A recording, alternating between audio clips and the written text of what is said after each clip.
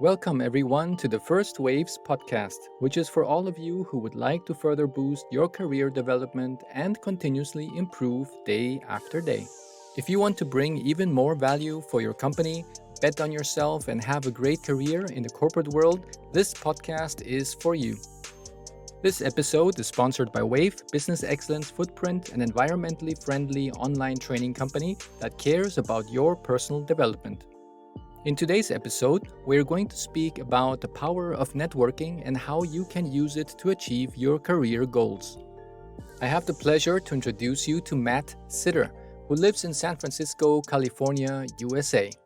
He is the CEO of AFN, which stands for Advantage Foundry Network, which is a global CEO network dedicated to finding opportunity in change. In this role, Matt enables the collective and diverse wisdom of AFN members to help leaders deal with challenges, from dealing with their board to aligning their teams to driving their products into new markets. Matt is also the founder and principal of Kinetic Path, offering executive coaching, leadership development programs, and analysis of team effectiveness. Matt has developed multiple tools to assess communication within leadership teams, guide leader prioritization, and optimize their meetings. He has effectively advised leaders from various industries and companies, including technology, private equity, hedge funds, defense, real estate, healthcare, and more.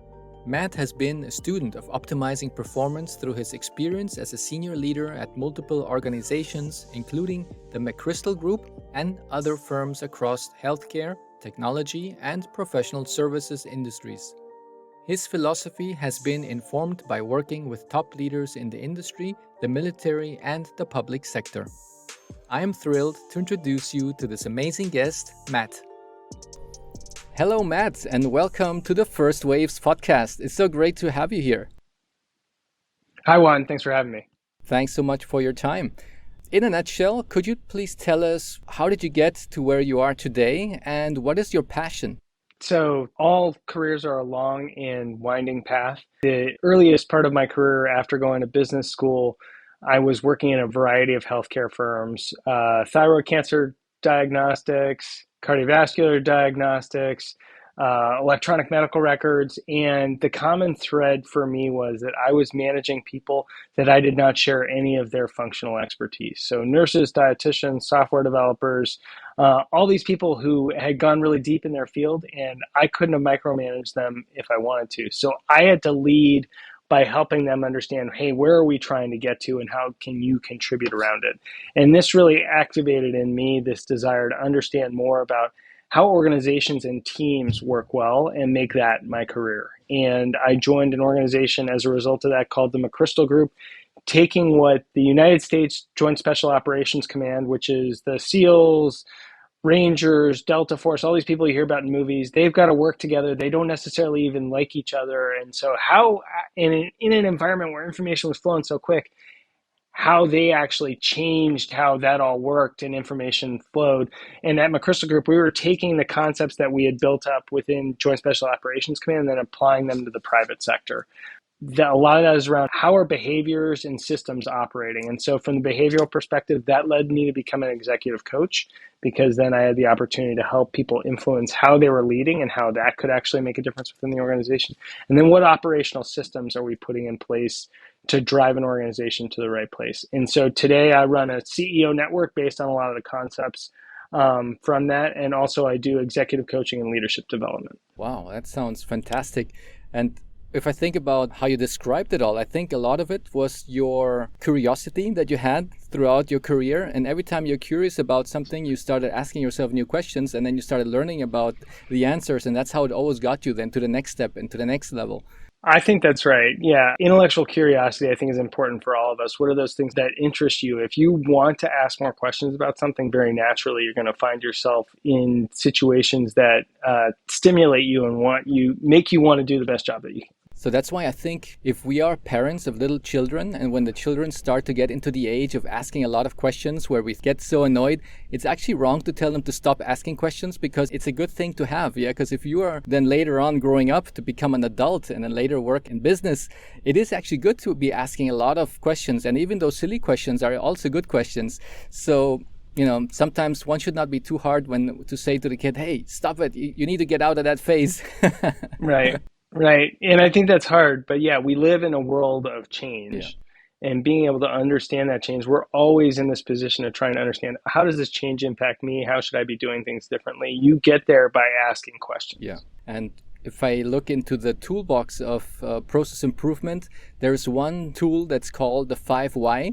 And 5 why because you have Yeah, to sure. ask something at least 5 times, and then you're going to get closer and closer to the root cause, and maybe you will then identify what needs to be done, yeah, from the root cause and not just from the superficial why.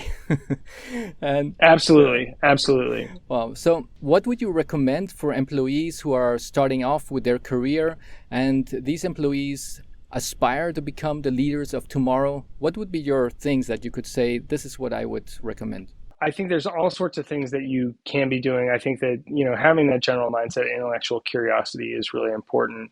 Thinking conscientiously about the network that you're developing matters a lot.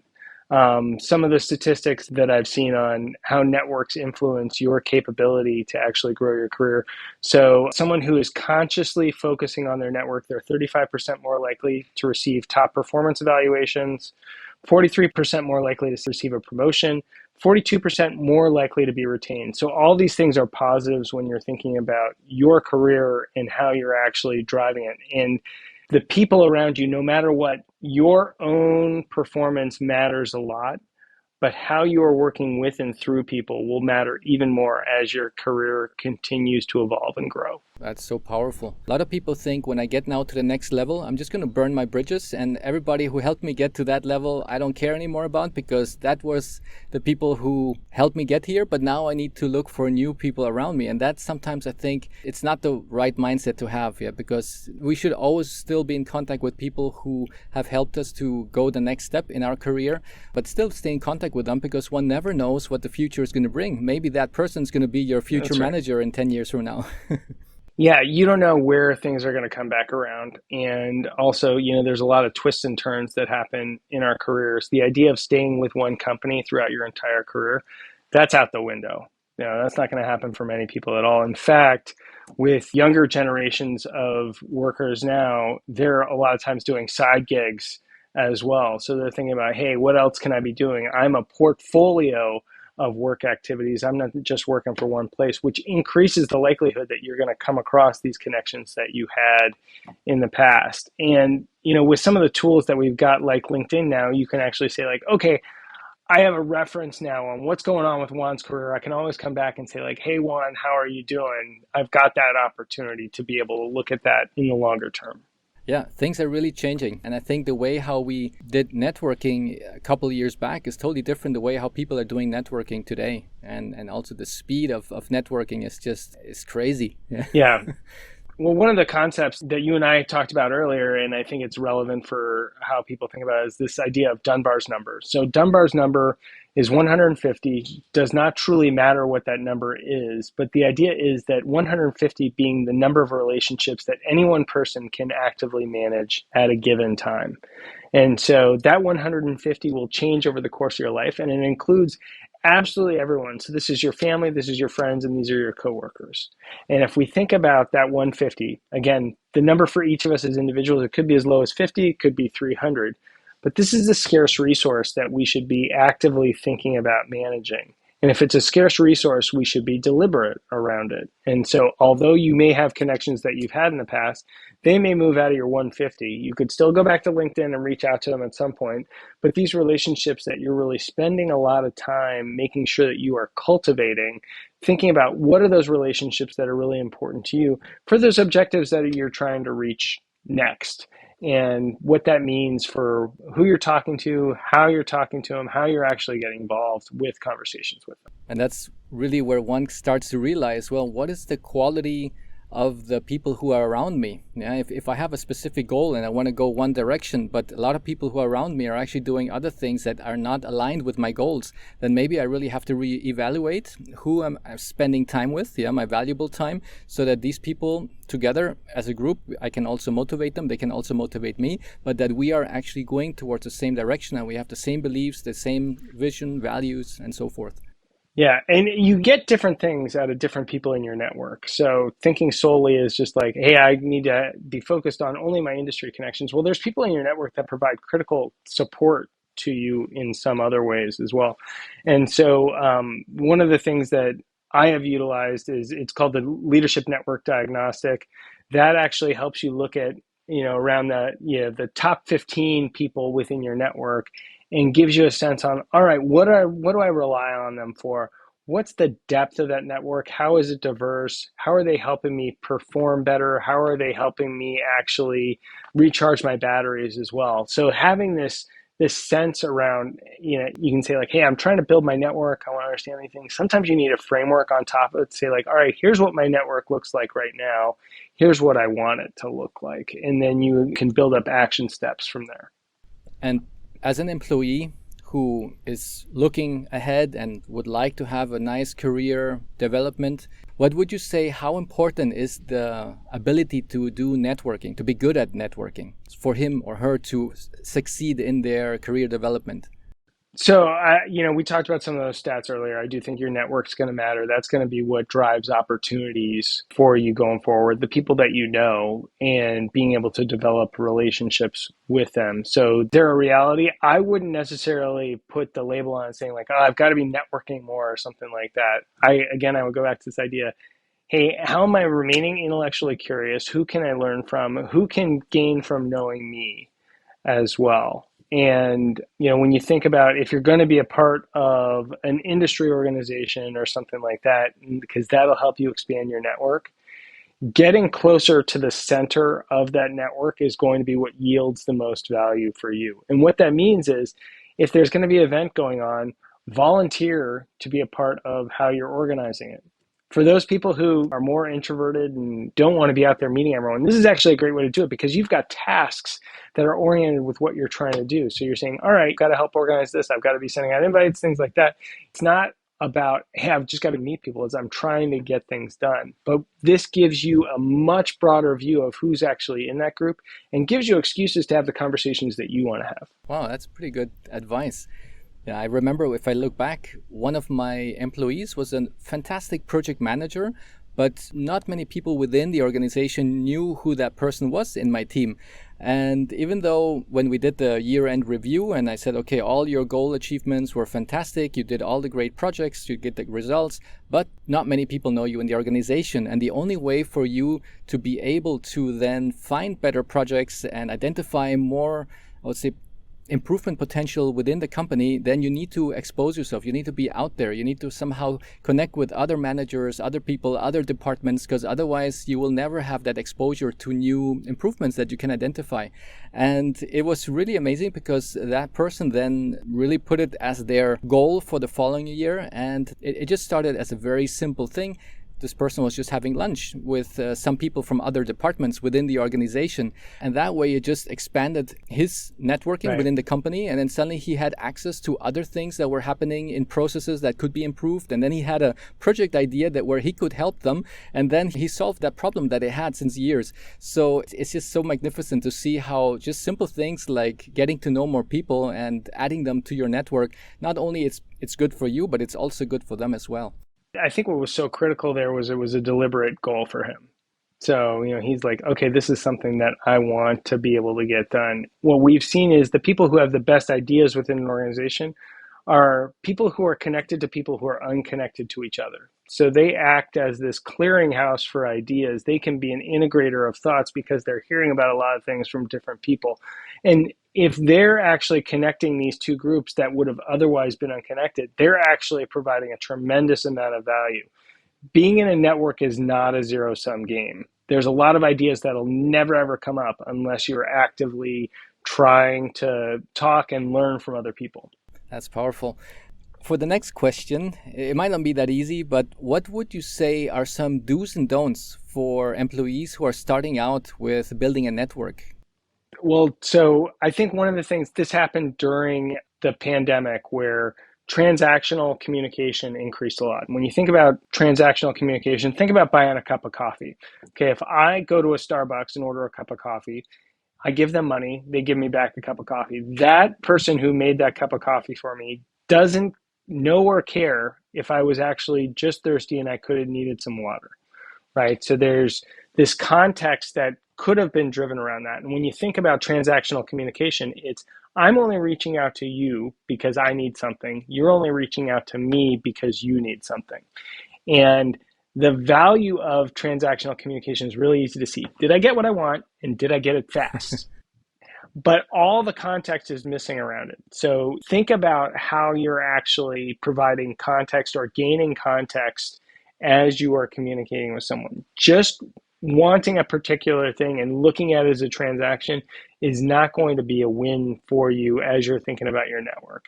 The other thing I would think about, and this can actually be along the same vein, is as you're trying to build your network or as you're trying to learn about people in your office or otherwise, if you can identify some of their values, if you conscientiously going into it and saying like, hey, what's important to this person? What am I learning about that as a result of this conversation? It changes the conversation and subsequent conversations quite a bit.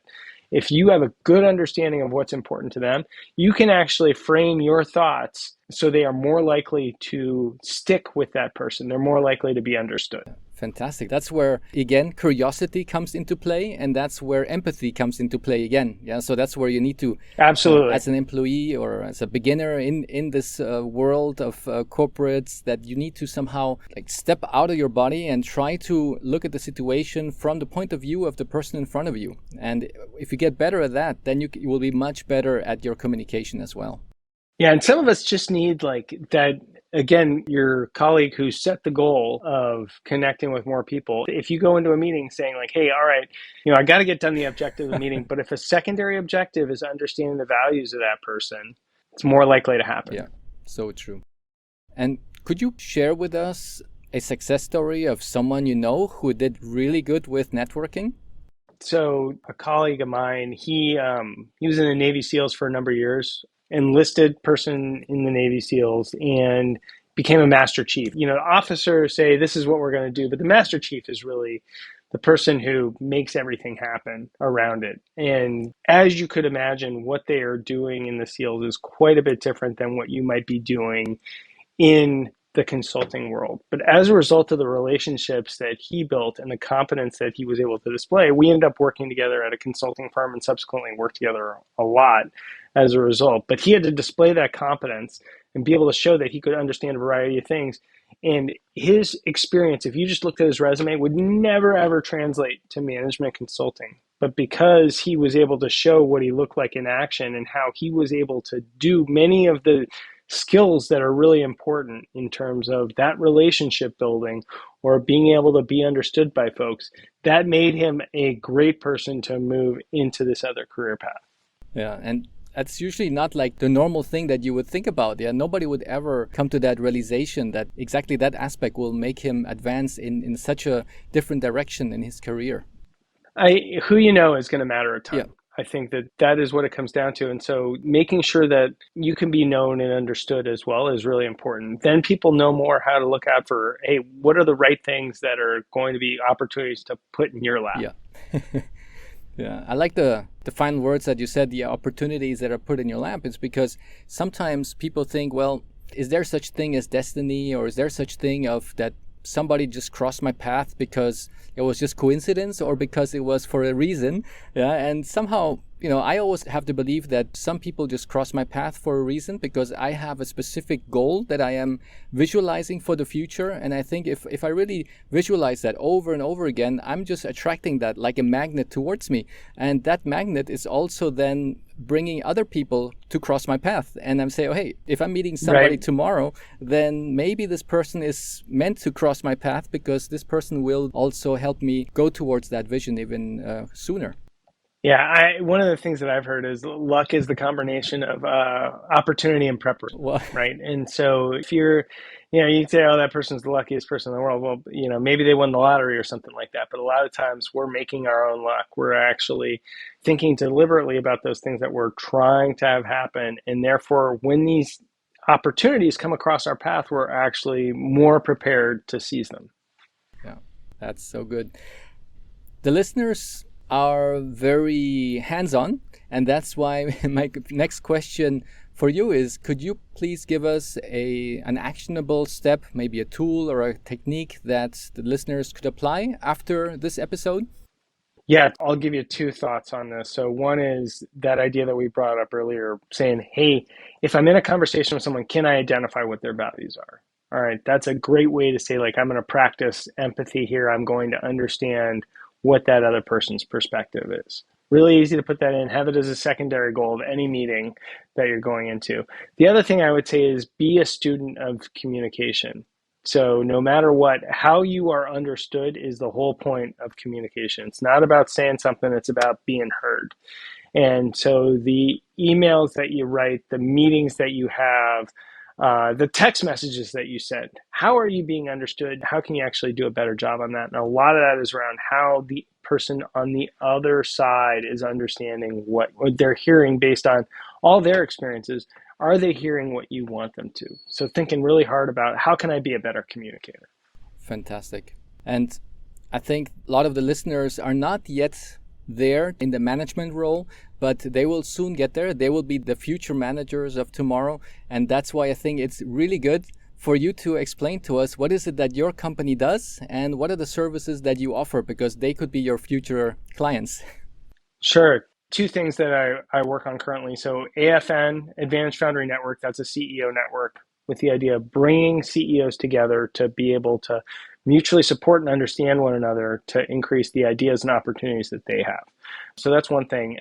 Kinetic Path is my consulting and executive coaching firm. So we offer executive coaching and leadership development within Kinetic Path. We also offer some of those assessments that I talked about earlier, the leadership network diagnostic, which can be valuable to someone at any level, and StrengthsFinder, which if your audience doesn't have experience with Gallup Strengths, I think it's a fantastic assessment. Helps get you an understanding of, hey, what are those things that I have built naturally as strengths? And then by focusing on those, I can actually create much more opportunities for myself. And these other things that are out there, these other strengths may not be weaknesses, but it helps point out who are those people that I want to partner with who have those strengths and really being able to identify those. So that, again, that's valuable for someone at any level. Excellent. I'll be putting that into the show notes. And there are further things I can put into the show notes. Where can my listeners find you? Absolutely. So LinkedIn, really easy. My name is Matt Sitter, Sitter, just like babysitter. And the websites that I have, afn.global. And then for Kinetic Path, my consulting and executive coaching firm, that is thekineticpath.com. Perfect. I'll be putting that there as well, just in case somebody cannot take notes at the moment. Then they just have to click on the link Great. at the end of this episode. So it was really great to look at the topic of networking. So that was a little deep dive that we did there. And it again shows how important it is for our career development. Because usually when one speaks about career development, one thinks about being better exactly at that specialization of what you're doing. Maybe becoming a better accountant or how to do with a system A or system B. So usually people think in that direction, but they never think about, hey, maybe I can become a better networker. I could do my networking better. I can maybe get to know more people who know more things that can also then at the end create those synergies so that I can then get quicker to my next career development step. Agree 100%. Well, thank you so much, Matt. It was a real joy to speak with you and hope to see you soon again. Thanks, Juan. Great fun. Thank you. Bye-bye. What a great conversation. I hope this episode with Matt has triggered a few ideas on how to improve the way you manage your network, making your development more successful. Before doing anything else right now, I encourage you to reflect on what was discussed today. In the show notes, you will find all the links on where to find Matt and how to contact him. This podcast was sponsored by Wave Business Excellence Footprint, an online training company that cares for your career development, your personal development, and the well-being of this planet we call home. On the website www.wave-bef.com, you will find courses designed for managers and courses for employees who strive to become the leaders of tomorrow. I value your feedback and I would love to hear from you. Please rate, subscribe, and share this episode with those whom you think will profit from this information. Your support means the world to me and it motivates me to keep producing content that adds value to your life. I'm looking forward to seeing you in the next episode.